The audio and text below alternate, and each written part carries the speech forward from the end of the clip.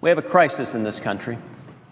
We have a crisis at our southern border that right now is producing some 90,000 unaccompanied children coming into this country. These kids are being victimized. These kids are being abused. They're being physically abused. They're being sexually abused by violent coyotes and drug cartels. The American people understand we have a crisis. The American people want action. The House of Representatives understands we have a crisis. The House of Representatives has acted. And yet, Mr. President, I'm sorry to say that the majority leader and the Democrats in this body refuse to allow any action to address this crisis. The crisis at the border is the direct consequence of President Obama's lawlessness.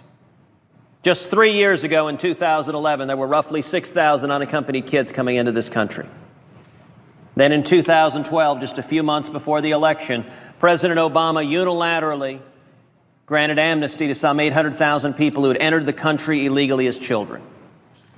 Now, the direct and foreseeable consequence of that, the predicted consequence of that, if you grant amnesty to those who enter illegally as children, it creates an enormous incentive for more and more children to enter illegally.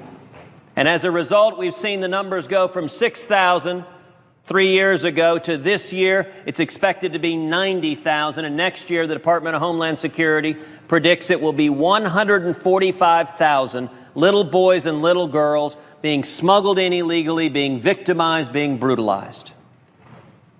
This needs to stop. We need leadership in Washington. We need leadership in both houses of Congress. We need leadership from both Republicans and Democrats.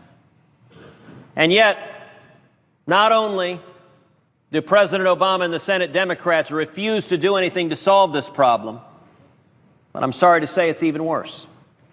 In recent weeks, President Obama has told the American people he intends to grant even more amnesty. The first illegal amnesty of some 800,000 people was not enough. So in his view, we need more. He intends to illegally grant amnesty to 5 or 6 million more people. Mark my words, Mr. President. The President of the United States intends to illegally grant amnesty. Amnesty is coming. And yet we heard in recent days that the President has decided to delay that action until just after the election. Mr. President, there's a lot of cynical policies in Washington, D.C., and yet this has to rank very near the top. For the President of the United States to say he understands the American people don't want amnesty, but there's an election coming up, and so he intends to do the policy they don't want, they don't believe in, that subverts the rule of law, but he intends to wait until just after the election so that Senate Democrats can campaign and say they had nothing to do with it. What does that say about what the President thinks about the American people? That he thinks that they're not paying close enough attention to understand that this election is a referendum on amnesty? That he thinks they won't remember by the time the next election happens? Well, here's the bottom line. Amnesty is the wrong approach. It's created the crisis. The only way to solve this crisis, the only way to protect these kids and prevent these little boys and little girls from being physically abused and sexually abused, is to end President Obama's amnesty, to prospectively stop the promise of amnesty that is causing these kids to come here illegally. Now, I introduced legislation in this body in the United States Senate to do exactly that. And the House of Representatives, to their credit, stood up and led. They stayed in session an extra day before the August recess to come together and pass the legislation that I had introduced in the Senate. They passed it by a vote of 216 to 192, with 4 Democrats joining with the Republicans, to stop President Obama's amnesty, to actually solve the crisis at the border. And yet what happened in the Senate?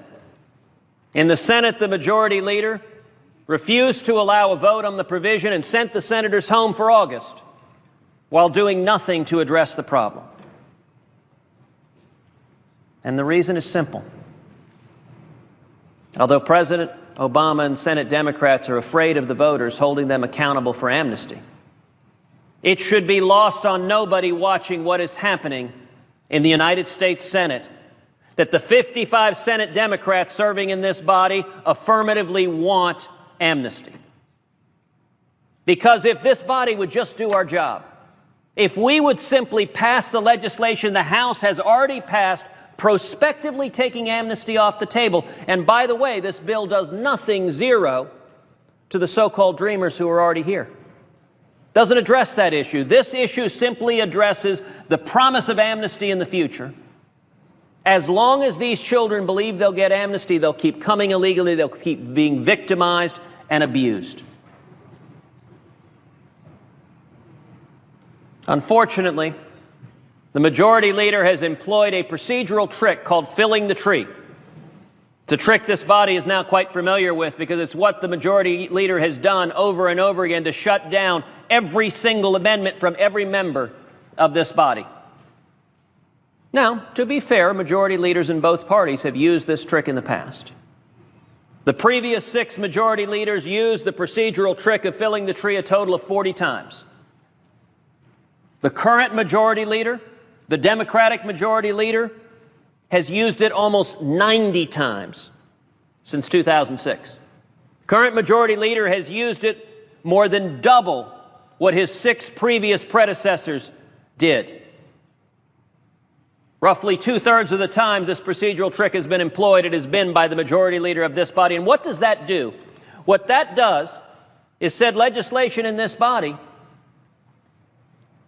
will shut down the right of amendment for every senator. What it says is to the 26 million Texans that their views don't matter because neither Senator Cornyn nor I will be allowed to introduce any amendment. It says to the citizens of the Commonwealth of Massachusetts, to the citizens of the state of Maryland, to the citizens of New York and California, your views don't matter. Why? Because the majority leader has stripped your senators of the right to offer any amendment on any topic whatsoever.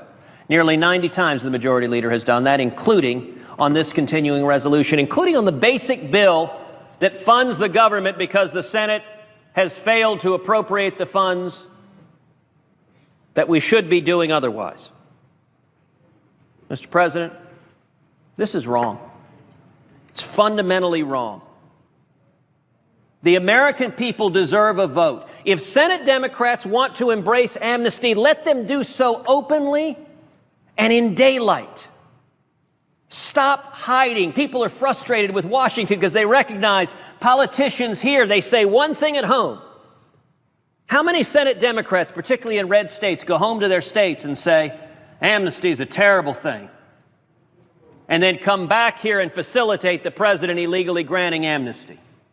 How about we have some honesty? How about we have elected members of this body say and do the same thing in Washington that they say and do back home? Don't hide. How about we all tell the truth? And the truth is, the 55 Senate Democrats want amnesty, but they don't want the voters to know. They are celebrating that President Obama has said, fear not, the amnesty is coming, but we'll wait until after the election. That cynicism is fundamentally inconsistent with the obligation every member of this body owes to our constituents. And so, Mr. President, I'm pleased that we will get a vote, despite the majority leader's best efforts, on amnesty, because momentarily this body is going to have the opportunity to vote, and I predict most, if not all, Senate Democrats will vote in favor of President Obama's amnesty. And I have a lot higher opinion of the American people, of the voters, than it seems the president does. I think the American people understand what's going on, and I don't think they're going to be fooled by the president's delaying his illegal amnesty until after the election. So we're going to get a vote on this matter. And for that reason, Mr. President, I move to table Reid Amendment number 3852 for the purposes of offering the Cruz Sessions Amendment number 3859. And I ask for the yeas and nays.